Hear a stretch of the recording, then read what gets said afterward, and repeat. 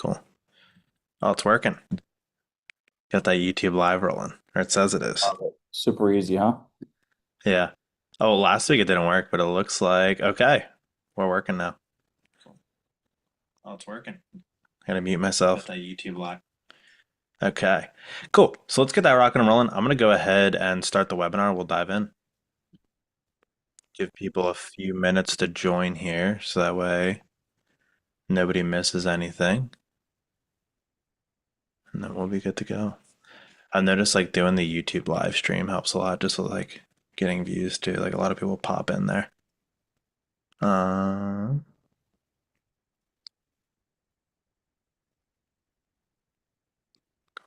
Alrighty.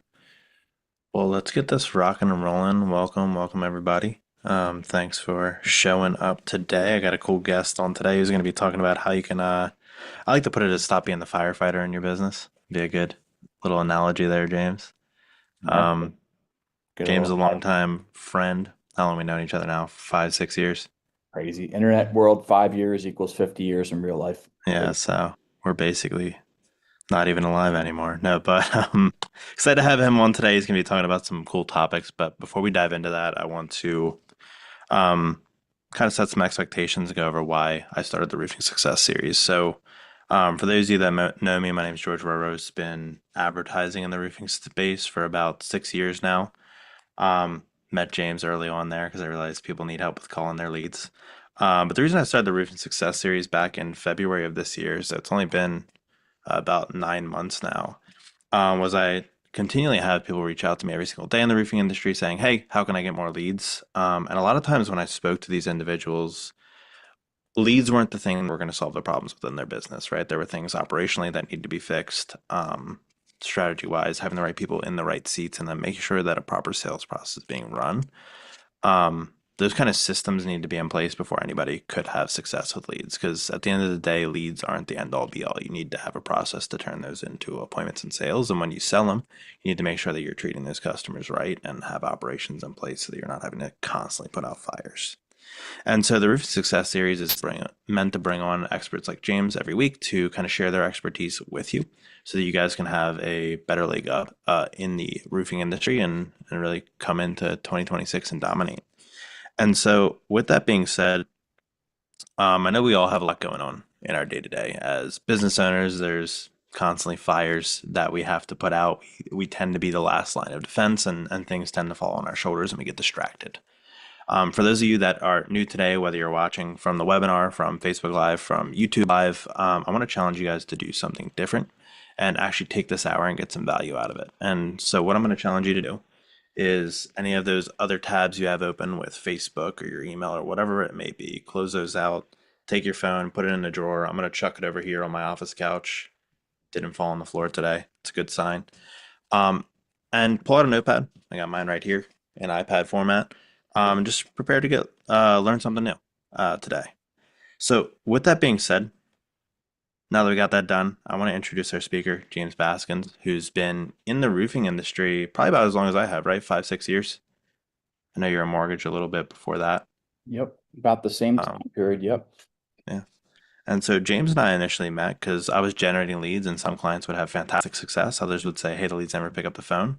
And James originally ran a call center that kicked butt and was able to book. We are typically doing 40 or 50% in no appointment on the low end. So um, he kind of solved that problem with leads not picking up the phone because his team executed a proper call system. But I believe in a lot of what he does. He's very smart when it comes to systems operation and kind of offloading stuff from himself. So James, you want to take it away? Just kind of intro yourself on whatever I may have missed. Yeah. I had a presentation that I was going to use, and I get tired of doing presentations. So I chose the best slide that I felt could be the most helpful. If I can share my screen, George, Yeah, you should be here able to. is the best slide. I learned PowerPoint a little bit. I'm not an expert. AI didn't make this. This may or may not be from The Sopranos, but contractors suck at calling leads or answering their phones, and probably could end the presentation there. But uh, I do that as a little bit of a joke, but I actually do have a whole presentation with that. But the biggest thing I saw with a lot of contractors with anything phone call related, anything a lot of scale related stuff, um, it's like any business owner, but for a contractor, their hands are busy doing the work, so they don't have time to answer the phone. They don't have time to call someone and delegate something if they're busy swinging a hammer, if they're busy on top of a roof, if they're busy installing a slider or a window. George and I, we work with this sliding company, sliding windows and slider doors. Um, it's like 6, 7 years ago was a different time during the pandemic. We had a ton of roofers. We had to find solutions. I tell a story about a time where no one was really like using iPads on the roof and saved a client from canceling with us when the COVID times happened because no one wanted the contactless stuff, and routed into someone's Wi-Fi to show them the roof damage, and the roofer had never done that before, which I was shocked they had never thought of it, but a different time, and come up with a solution. So where does that involve outsourcing in my company, Outsource Kings? Well, there's people overseas that I manage and my team manages for me to do all that stuff for you so you can focus on your business instead of being stuck in your business. I know what it's like to be stuck in my business where it literally like feels like a prison. You can't get out, you can't escape it. Um, and I encourage any roofer to think about what if you didn't have to answer your phone, and what if there were systems in place to schedule, route your phone in a proper channel so then you could deal with it in bite-sized chunks. Um, Maybe it's a sales appointment you have to focus on. Maybe your kids are playing soccer after school. And this is the stuff that I forget about that, yes, it's about efficiency for the roofing company, but also there's priorities in the roofer's life. Some of them, maybe they want to do Brazilian jiu-jitsu, whatever they want to do. It's like, hey, you know what? It's about buying back time and freeing you up so you can focus on other areas of your life. And that's the value add that we bring. Um, so yeah, that's kind of like my little bit of my story. For sure. Yeah, and I mean, picking up the phone 24/7 can definitely take a drain on family life and all that sort of stuff too, if you got to do that on your own. My dad ran a contracting business when we were young, and even on vacation, he'd have to be taking calls, you know? So I can definitely suck away time from what you need to do, but if it's not done, you're also losing deals, losing your lifeline, your revenue. And there's even large organizations I've worked with where they do have call teams in place where they're not as streamlined as what you do, and the owner's still having to like step in and fix stuff. So, with that being said, I know you've also gotten a bit into like admin ops for roofers too, yeah? Yep. Okay, And I know that's going to be a lot of our topic today. So yeah, definitely want to dive into that, answer any questions or kind of explain some things as well. for sure. Yeah, kind of diving in there. I guess I can get a start and then as people have questions, guys, if you have questions, go ahead, just drop them in the chat on the Zoom webinar. If you're in YouTube Live or Facebook Live, that's actually not being monitored. So there should be a Zoom link attached to that if you want to join, ask questions as we go along. Feel free to go ahead and do that. I'll drop that in the chat on YouTube and Facebook Live as well, just so you guys have it.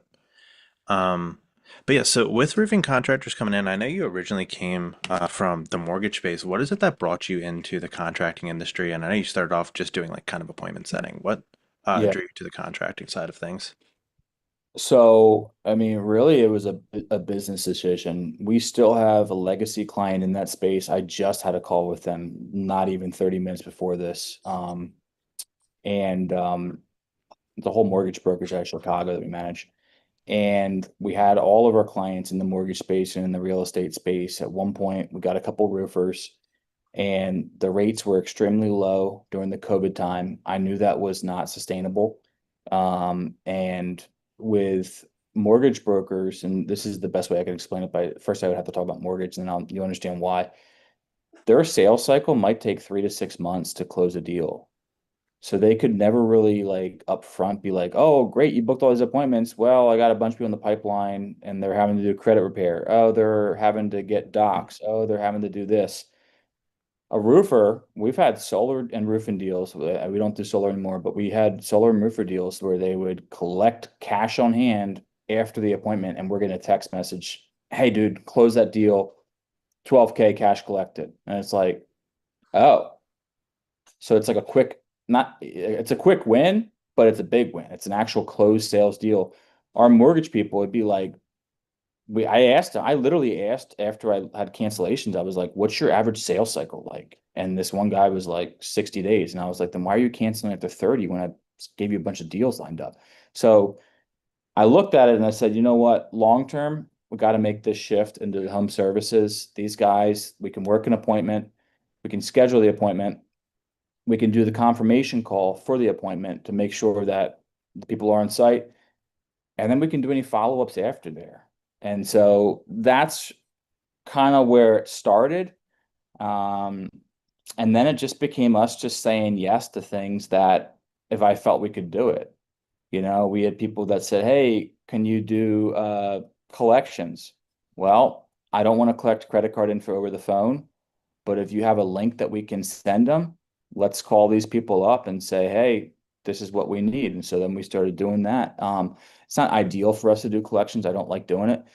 But those were things that I just was like, let's test it out. Let's see how it goes. Maybe it doesn't work. Maybe it does work. We've had people that wanted us to, call supply houses, start learning how to bid jobs. I try to stay away from that, just to be very clear. There's certain stuff that I don't want to do. I don't want to have my team start bidding a job. If I'm already bidding a job, I might as well be the roofer at that point. I can go find subs.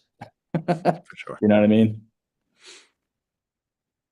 Okay. Yeah, so it was kind of just like the sales cycle in mortgages was much longer, and I just again settled on that house. It was like 90 days between the time I applied for the mortgage and actually closed on the home because we were looking There at you, homes all the there time. you go. You experienced it. So yeah, it's unfortunately you don't just find a home overnight and then buy.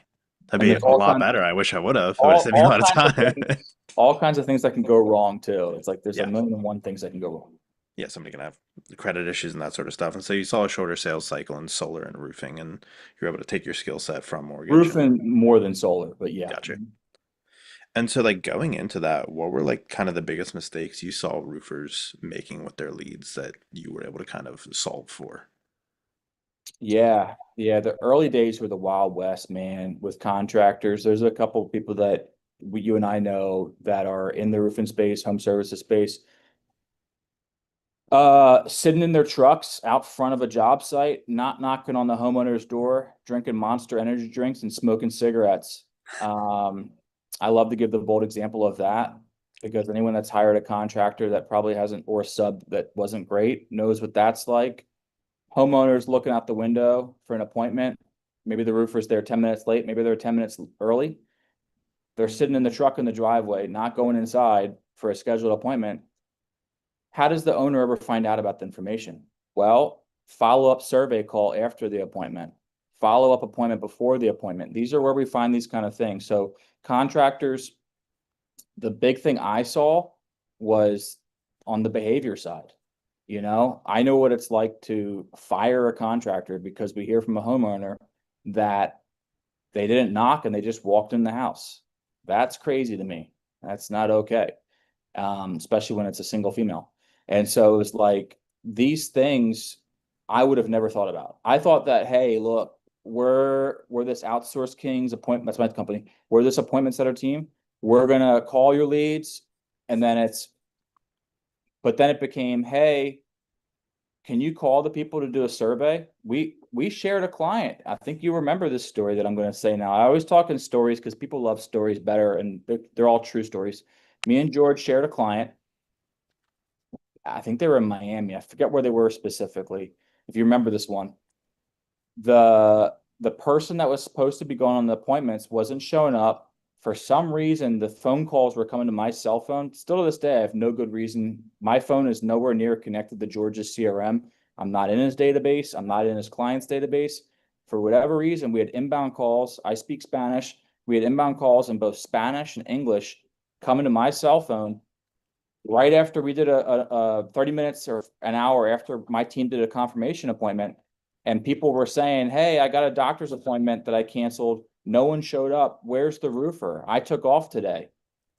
First off, I'm like, why am I getting these calls? Because there's no system that connects it. Second, my brain's like, okay, damage control for the roofing company. I mean, that's how my brain works. It's like, okay, I don't know what's going on, but this is clearly that roofing company we're managing. Hey, I'm so sorry that what tell me more about what happened. Oh, you guys called to confirm, my team. No one showed up. No one showed up. You've been there the whole time? Yeah, we waited an extra hour. No one showed up. Huh. Got it. So then what happened? Me and George, we worked this account together, obviously for we won't say the name of the company. Um, we confronted the owner. George does, I don't even think knows the second part of the story. This is a crazy story. So we confront the owner. I said to George either after the call or before, I don't remember. I said, we're probably going to lose this client. Like they're going to cancel your marketing services, George. They're going to cancel my follow-up services once the owner finds out that his salespeople are quote unquote sandbagging appointments, I think is what they call it, like not going. Maybe he's selling another company. I don't know. People do weird things. I said, we're probably going to lose this client, but it's the right thing to do. And that's exactly what happened. We lost that client, me and George, but it was the right thing to do. Well, I tell that story because, funny enough, George, that guy that was the huge siding company up in, I think it was like Connecticut area, that guy heard me on a podcast, heard this exact story on a podcast that I gave. I don't know if it was on George's or another one I've done. And he said, that's the guy I want to work with. So if you heard that story, I'm the guy you want to work with. But Fair enough. yeah, those are things that if we didn't do what we were supposed to do, and we just said, well, you know what, salesperson didn't go, who cares? Yeah. Well, the owner who's paying a bunch of money to, my services, any dollar spent is a bunch of money if you're hiring services for a specific need.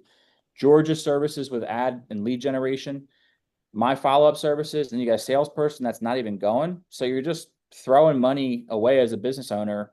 And then you're thinking, hey, this guy who happened to be the roofer's best friend, that was the craziest part, was just, my opinion, stealing.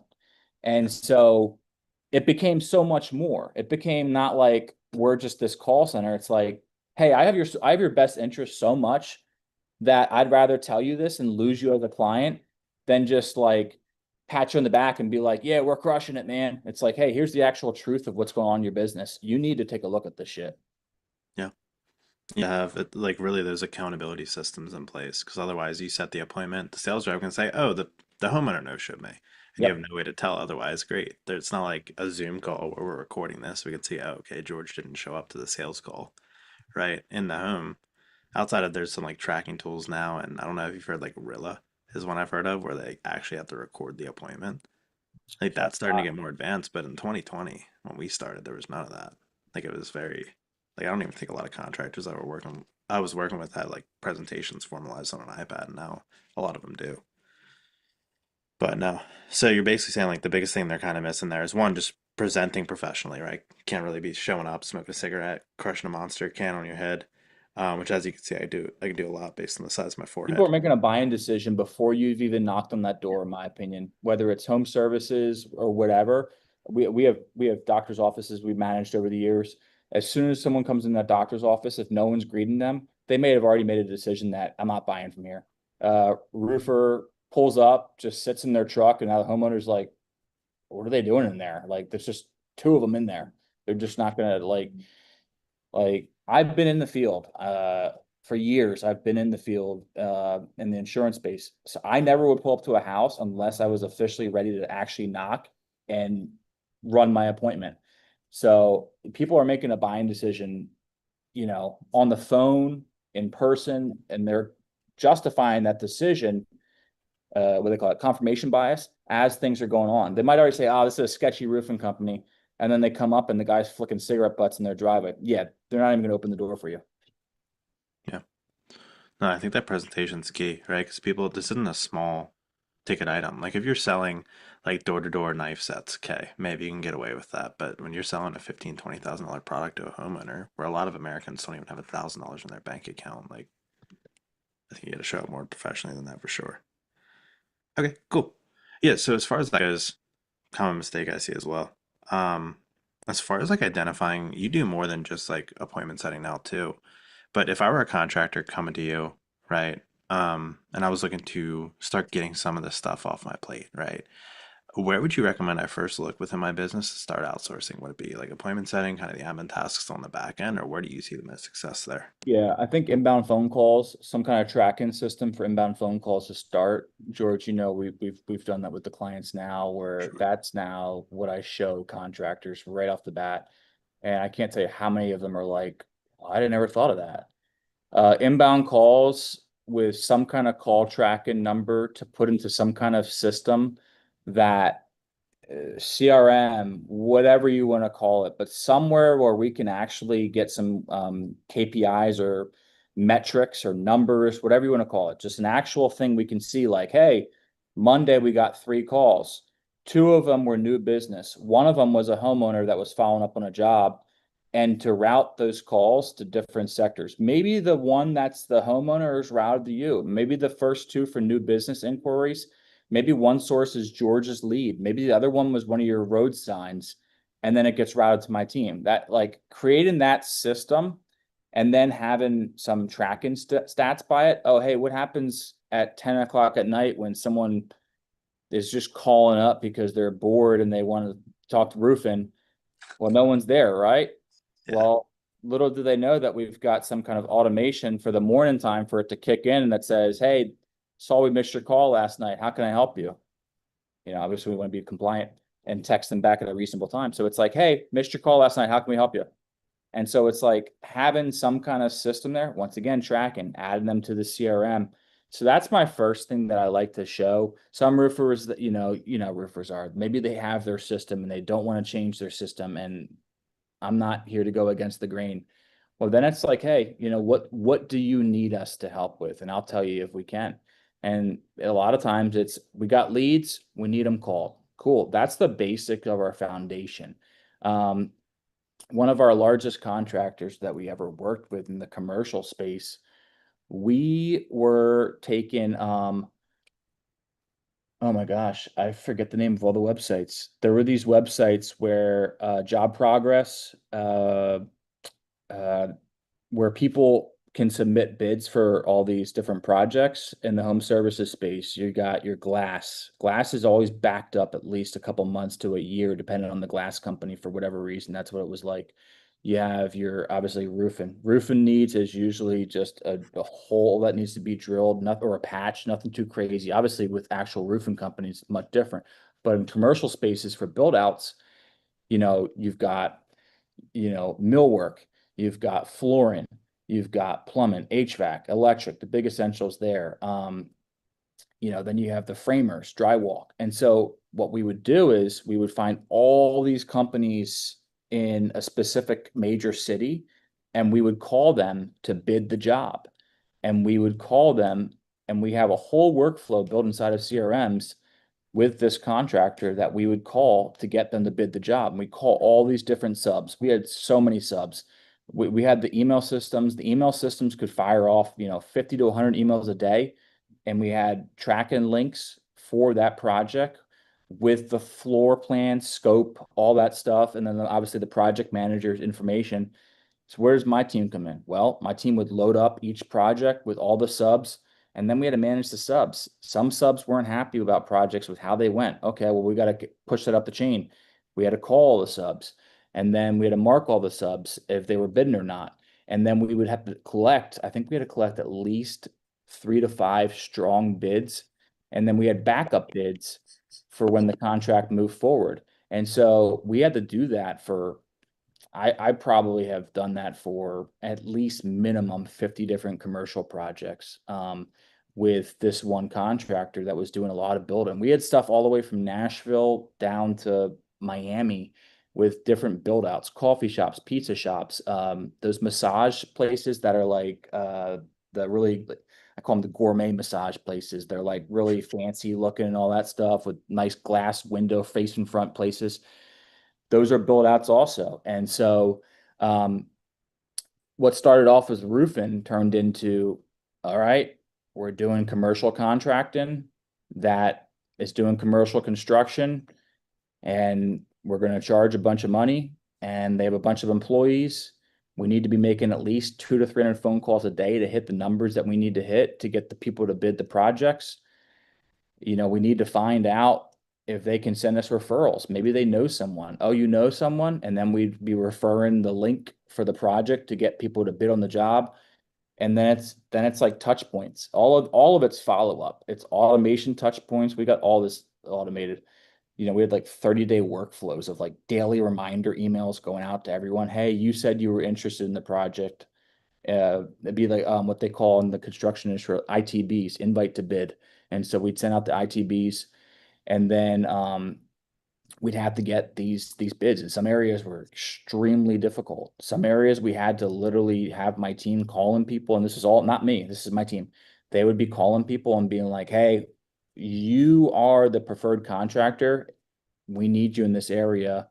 Oh, well, we don't travel to Orlando. Well, we have all these projects, and now we're like negotiating stuff. And then so the contractor can focus on what they're doing, organizing all the stuff on their front.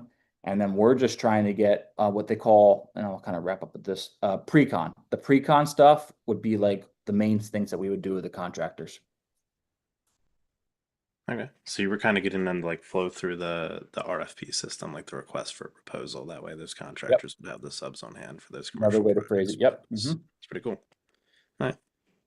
And then as far as hiring in, you were talking about in the beginning, like inbounds too, like making sure that those are handled. I see those get missed a lot because I could see in our system when people are calling and they're not picking up.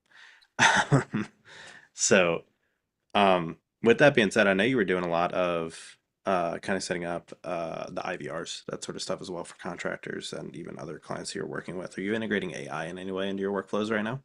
Or are you staying mostly human? I know you're big on like human touch. Big on human. The IVR at this point has AI components built into it that you can, ask it questions and then it escalates to the next point. I almost just say AI with that stuff. I feel like I'm like these marketing companies that just use the word AI for anything. I'm like, hey, it's an AI system that's going to route your calls to my team. Yeah, Because it just sounds and flows better. It is an IVR, interactive voice recognition system. Just when you say interactive voice, it sounds AI-ish already.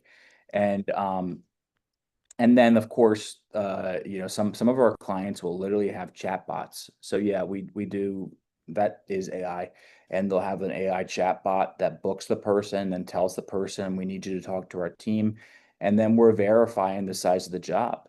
George, we've worked with clients before where we had rigid guidelines for what we could book an appointment and what we couldn't. Um, Square size, the full size of the roof, how many square feet is it? If it's below a certain point, we're not going to book it. If it was a window company, AI might book that, but then we call the person up and they're like, oh, I got a single pane window that needs to be repaired. Well, hey, look, unfortunately, that's not a fit for what we can do. We're not going to come out to fix a single pane window. yeah. Drive 50 minutes for that. Yep. Okay. And like with outsourcing, have somebody handling those inbound calls. What are the benefits of going like outsource versus trying to hire in-house? Because that's obviously another option to replace yourself there. I think a lot of American in-house people could be better used for other areas of the business than just answering an inbound phone call. As crude as it sounds, because it is my company, we have a company that we brought on that said that half the phone calls they got daily were Google My Business profiles, like they were spam calls. And then Yeah. you start to think to yourself, well, we don't want to miss our calls, but is it the best case scenario to have our front desk person just answering spam calls all day? Or could we have this outsourcing company answer spam calls, but also book the legit calls? And so then it becomes, hey, you know what? Circle of focus. Our front desk person can focus on greeting people when they come in the office, or maybe it's in your own house and you don't greet someone. Well, maybe they can focus on proposals and bids and following up on, you know, people that job sites, subs. That was something we got into with the commercial. We started to uh, remind subs to show up the day of, as crazy as that sounds. Like, hey, we need you on site today. Today's the day that we have all of the drywall contractors come out to the job site to show you the project. So it's like that's something that a front desk person could do. That's something we've also done. But having someone not stuck on the phone when we can just do that for you frees up a lot of time for that person to focus on other areas of the business or to assist the owner as well. Yeah, that's fair. Instead of having them waste a few hours or even a couple minutes a day can add up because then you're having the context switch between picking up a phone call and whatever admin task you were doing. Can definitely add up. All right. And like when people are looking to source people for outsource, like what do you recommend to look for in an outsourced employee? Because I know we both had experiences where we've had outsourced employees that maybe aren't the best doing the best. Like, what do you recommend to look out for somebody who is looking to outsource some of these parts of their operation? An employee or a customer, are you asking?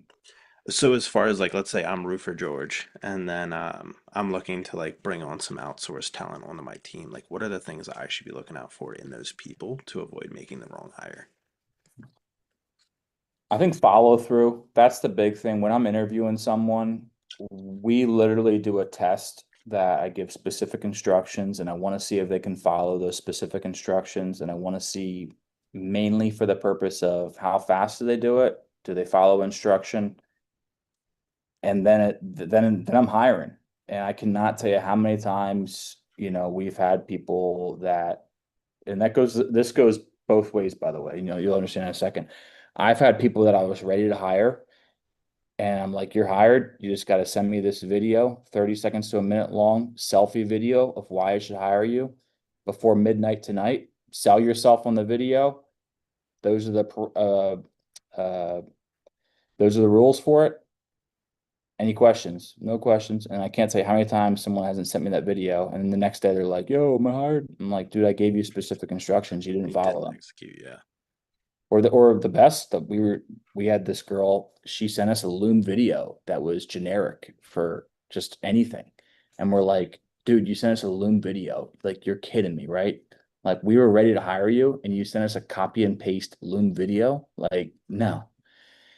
I share that because it's the same way that I'm interviewing contractors. I cannot tell you how often, it's not that often, but it's probably like once a year. But when I hear it, I'm like, just like dodged a bullet. Where some contractors like, bro, you didn't close me. No, I gave you specific instructions to follow in order for us to help you. You didn't do them. I can't help you. And then it's like monkey with the like the tambourine or whatever it's called. They're like, what? And I'm like, no, I literally like cannot help you. We chose not to work with you because you couldn't follow instructions. Because think about it, if a contractor and we're going to outsource an area of their business and they can't do specific things, we can't help them. I'm sure you know what it's like, George, where you let someone pay you money. I know I'm guilty of this for years, collected the money, closed the deal, ka-ching. Uh-oh, we got this thing called fulfillment. Wait a second, they won't even onboard with us. We were just talking about this the other day, right, George? It's like, wait, we're trying to book your onboarding. Oh, dude, I got so much shit. Well, we just did cash collected and we got to get you going. Oh, dude, let's push it back a month. Now we got this outstanding balance that we have with you. So like we're to the point now with the contractors where we tell them like, hey, we need this stuff filled out. Then we'll, collect service agreement. We're going to sign a service agreement. We're going to collect payment, but we need this stuff. If you can't provide this stuff, well, then we might not be the right fit. And that comes from painful trial and error, man. I can't tell you how many times we had different people we brought on early on. Been doing this now. It's crazy to even think about that. George, I just talked to someone else that was a client of ours from even before you and I met, and he's from 7 years ago when we didn't even have like a set offer. And he's like, yo, bro, what's the offer now? I'm like, dude, how many years has it been? He's like, 7. I'm like, holy crap. But it's like we had so many painful moments of that, even in the construction space, that I was like, I used to like I used to get like these like guilty thoughts, like, shoot, what did we do wrong? And then I'd look into it and I'd be like, oh, like the bold example I gave of the sales guy not showing up. It's like, oh, well, shoot, we should probably have a system to check on after the appointment. Or, oh, hey, like asking the roofing company, like, hey, like, what are your qualifications? And just kind of testing them a little bit. We've had that before where that one guy, I don't know if it was with us or you and I, or he did, this is going to sound crazy. He didn't have a big enough ladder for 2 floors. He didn't want to do anything that was 2 stories. I never heard the roofer that was afraid of going above 1 story until I got in the roofing industry. Yeah. Cut that I've gotten clip. on a few roofs that were 2 stories. It's freaking terrifying to me. But if your actual job is a roofer and Yeah. you tell the people that are booking appointments, I don't want anything over 1 story or 2 stories, basically, it's like, wait a second, isn't your job to go on roofs? And so it's like there's things out there that are specific stuff that it's like, hey, if we're booking appointments, now all of a sudden our booking rate has to go down because XYZ. And so those are things that I just learned from just listening to what people say. People will say stuff and they'll disqualify themselves. And I think as business owners, I know I've been guilty of being like, oh, dude, I just got to serve everyone. I got to help everyone. I've had people tell me they're like, I don't want any women over 65 booking roofing appointments. Well, if you're going to discriminate against gender and age, I'm out. See ya, dude. Not working with you. It's like I just don't understand. And those are things that I guess people think that they can freely talk like that until someone hears that and they're like, dude, that's not okay. Like, we're not going to work with you or co-sign that behavior. And that's not, just saying that's the roof, and that could be any industry. But the reason why I say all that stuff is not to get on my high horse or any of that crap. It's to say we can't help everyone. And I think what happens is a lot of people, and whether it's outsourcing, whether it's George, they just say yes to people. I'm not saying you, George, but it's like I was that guy for years. And then all of a sudden I'm like pulling my hair out and I'm like, shit, why is this like I can't do everything right with this person? Well, I didn't qualify enough. And yeah, it cost me business, but I'll tell you what, the clients that we have, George, been with us 5 years, like the people we work with, they just don't leave. The mortgage broker I talk to, they send me a check in the mail every month, and then he follows up with me. Did you get the check yet? I don't even remember when it comes. And did you get that yet? I'm checking on it. I'm like, oh shit, thank you. Yeah, let's do it again. Okay. And as far as like looping it back to that main point of like what to look out for, it's kind of on the outsource like VA side, right? Follow through, and then also making sure, just tie it back to that point, right? As a contractor, you're prepared to give those people the resources they need to succeed, right? Because you were with me in the beginning when I tried to hire my first caller. I didn't have the right systems in place, and the booking rate just wasn't there, right? It was abysmal. You would kind of help me build that system out, and then we like Yep. doubled that booking rate over the course of those like 3 months. So, and that's something I think a lot of these guys are missing too, is like their systems as a contractor. I had it too, right? I wanted to call people because I knew they wouldn't. Um, cool. Alrighty. Got my handy dandy iPad notes right here. I don't know if you use Good Notes, but highly recommend it. Free shout out to Goods Notes, not sponsored. Not sponsored yet. Not sponsored yet. That and need a Celsius sponsor.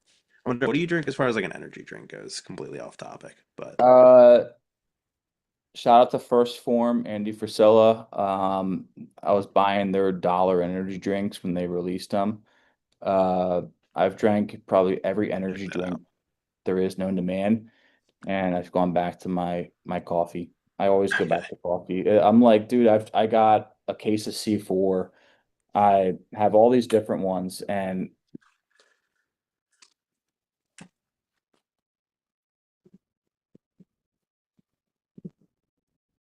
I'll lose you. now I'm here right now. Can you hear me? Yeah, I can hear you. Yeah, sorry. But so as far as that goes, I want to wrap it up, open up for Q&A here. Sure. Um, as far as before we wrap up, I do have one more question, which is I like to ask, and I've been forgetting to ask lately. But if you could recommend one book to somebody to go read today that had the most impact on your life, what would it be? Oof.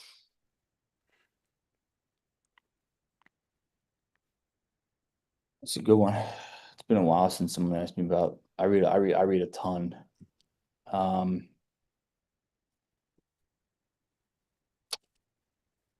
A lot of stuff by Napoleon Hill is really good. Dale Carnegie is still one of my all-time favorites. How to Win Friends and Influence People by Dale Carnegie, but an unknown book by Napoleon Hill, Outwitting the Devil, is really good as well.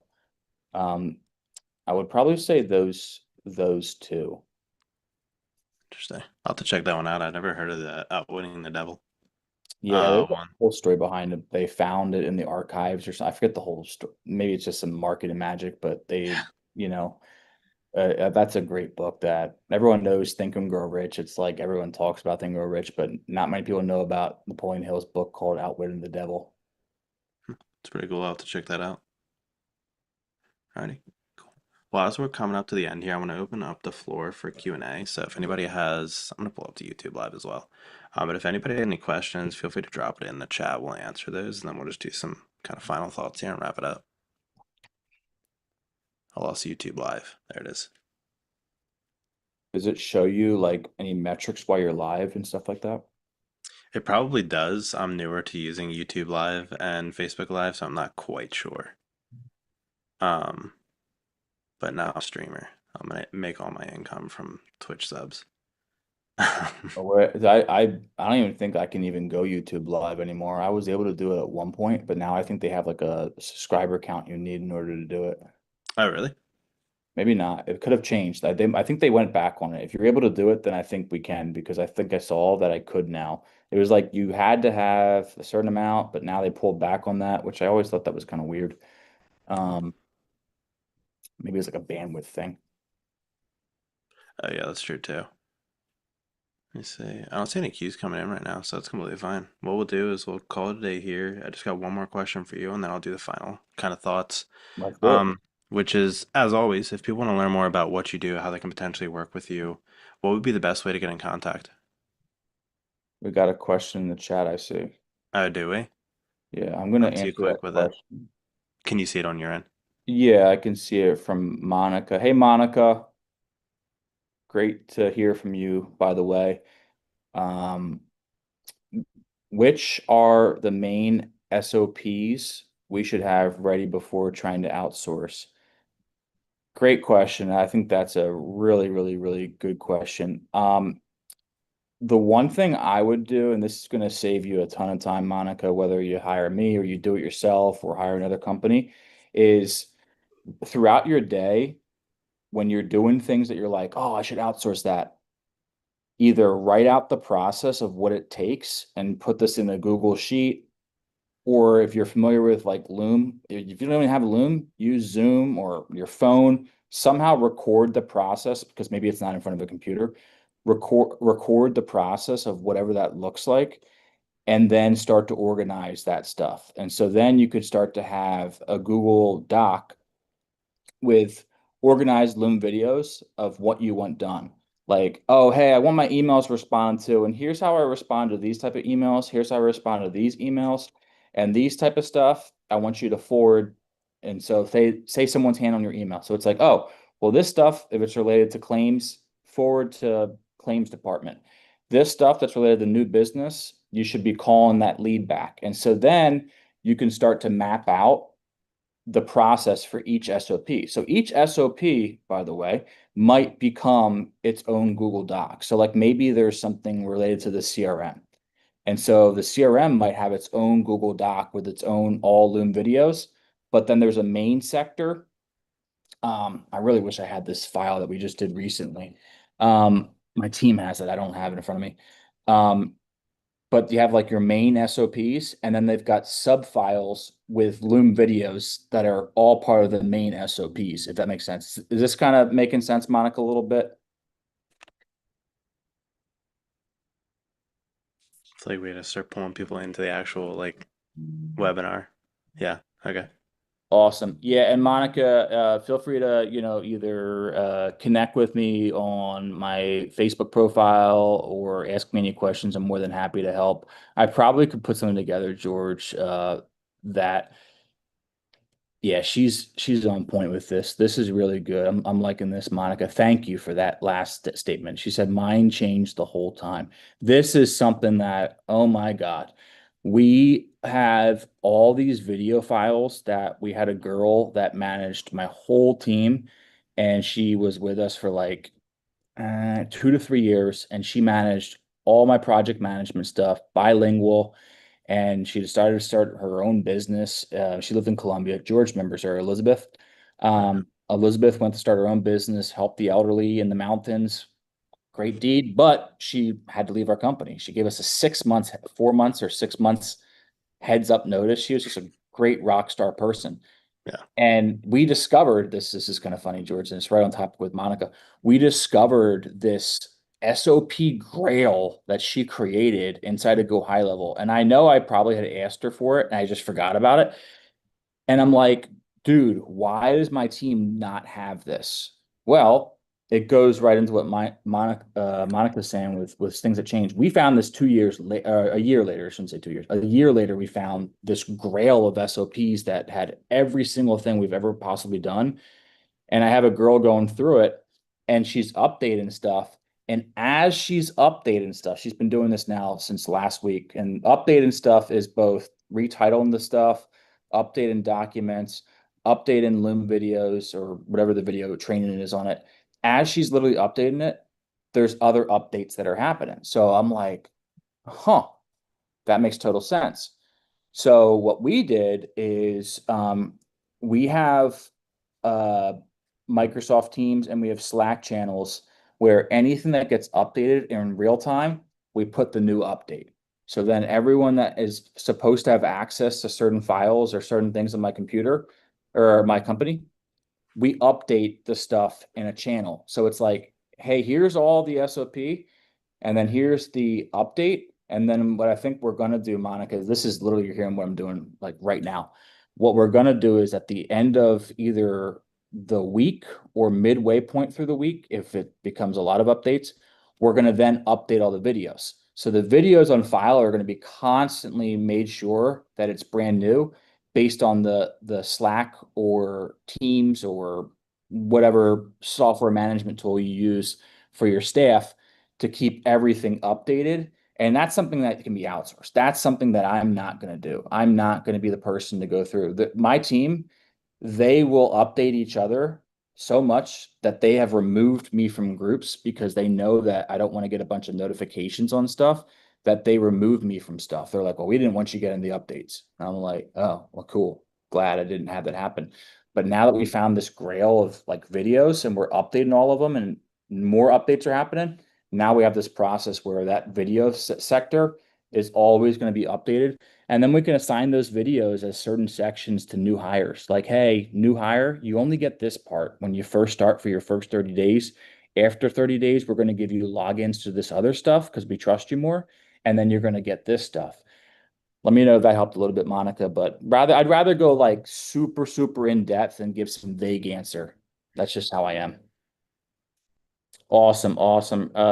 Rooting for you, Monica. Like I said, feel free to reach out. Um, George, I know you were asking me about how people can get in contact with me. Yeah. Facebook, I always tell people everyone loves Facebook. It's my Facebook name. And I could then, drop your link in there too in the chat. yeah, I'll do that. Pull that up. I'll pull it up for you. Yeah, I appreciate it. And yeah, great questions by Monica. That's awesome. I love follow-up questions because it's so easy just to answer a question and someone gives an answer, but then it's like, well, what about this? And it's like, well, yeah, let's go deep. I'm gonna put my website too. Cool. Yeah, I just dropped your Facebook profile in the chat. Love it. Yes, sir.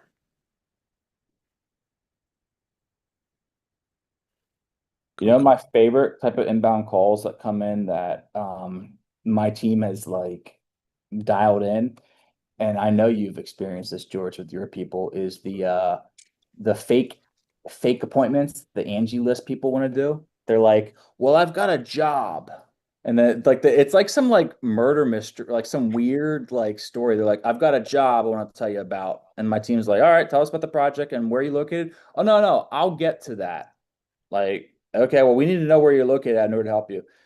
"Well, I got a big project and I want to see if you can handle this." And it's just like some like Hmm. But when I review these calls and my clients are like, dude, this is Angie's bullcrap. I'm like, yeah. And they're like, well, I need to know if you can handle this job. And it's like, what is this like Mission Impossible? But these calls that these Angie's people do always crack me up when I listen to my team. They're like, yeah, we'd love to help you. We need to know, where are you located at? What's your address? And that's like our BS filter to see if this is like a legit person. Well, I'll tell you about that later, but I want to tell you about this project. It's a roofing project, and I need to know if you can handle 3 to 5 in your area. Okay. Oh, You just got know it. it's a lead broker at that point, trying to sell Got you it. leads. Yeah, Okay. But they're always so vague and they just waste time. And we've got people that are like, yeah, can you handle this for us? They're like, yep, we'll handle that. So yeah, thank you again, George. This has been awesome. for sure, dude. Thanks for popping on. I know it's been what since like March last time you were on. Yeah, dude, I love what you built up, man. I think it's awesome. Is your software tool live? I don't want to talk about things that you haven't fully launched yet. Yeah, Live? we're rocking and rolling. We're seeing some solid results with it too. Testing it on a few websites, doing some direct mail with it as well, but I haven't really leaked it yet. So maybe I'll do that on a webinar here soon. That should be a surprise webinar now that James cat blew the cat out of the bag, so to Yeah, speak. that's okay. It's ready to rock and roll. I've just been holding it back for no I'm reason. surprised you don't. And I'm glad Monica's here with us. Also, I can see in some other people. Um, George used to work for NASA. He never tells that. You should put that in your bio. It'd be like former NASA programmer, You and got you it. are a Yeah. programmer. You know what I'm talking about. And we do some software development stuff now, but it's like former NASA programmer turned roofing marketer. And people would be like, "Whoa, what did he do to NASA to have to become a roofing marketer?" Terrible stuff, just too many Yeah. space lasers. But He invented the space shuttle, and he now donates his time in the roofing industry. yeah, yeah, that's what it is. You got it.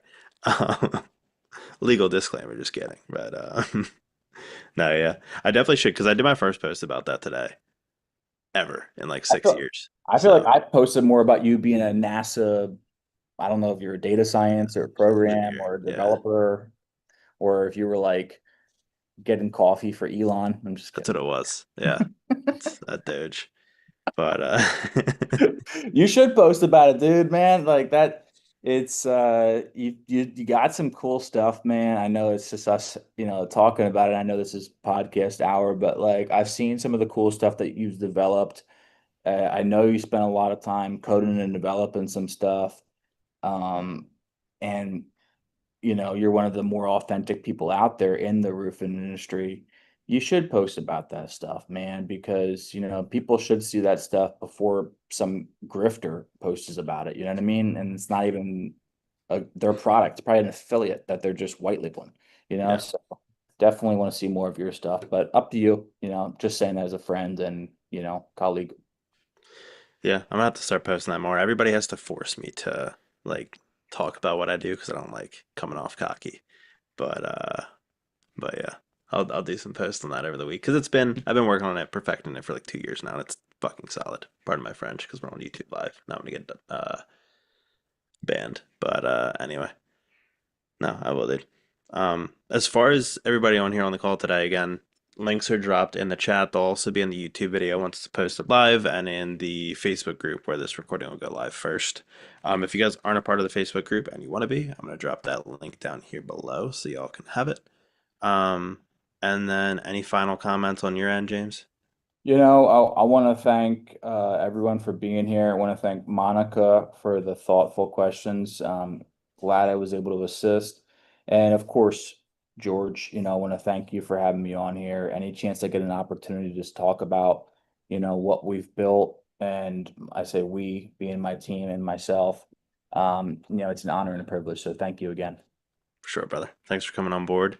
Enjoy your Wednesday. I can't believe it's November already, but I'm sure we'll have you on coming into